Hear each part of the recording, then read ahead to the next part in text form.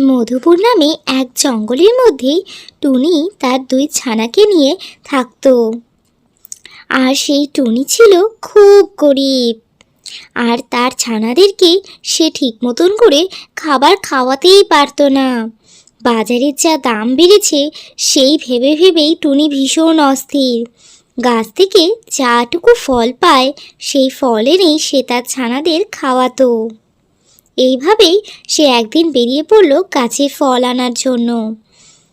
একটু কিছু ফল পেতেই সে ফলগুলো নিয়ে চলে এলো তার ছানাদের কাছে।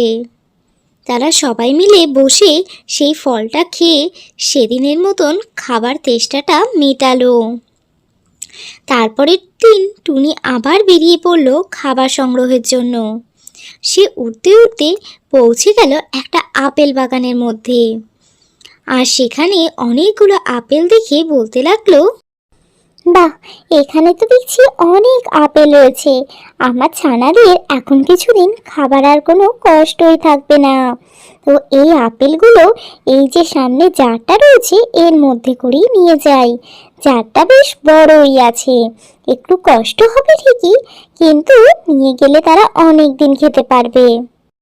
বলার সাথে সাথেই টুনি দুটো আপেলকে ওর মধ্যে ঢুকিয়ে দেয়। কিন্তু অবাক কাণ্ড, হঠাৎ দেখা যায় একটা আপেলের বদলে দুটো আপেল।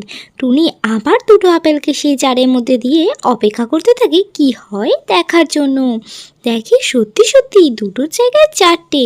টুনি বুঝতে বাকি থাকে না যে এটা একটা জাদু কলসি। তখন সে আপেল সমেত ওই কলসিটাকে নিয়ে বাড়ির দিকে রওনা দেয়। ভাবে তার ছানাদের জন্য এবার দুঃখ কষ্টটা ঘুচলো।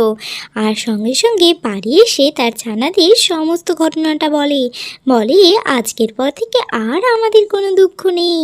আর এতে তার ছানারাও ভীষণ খুশি হয়।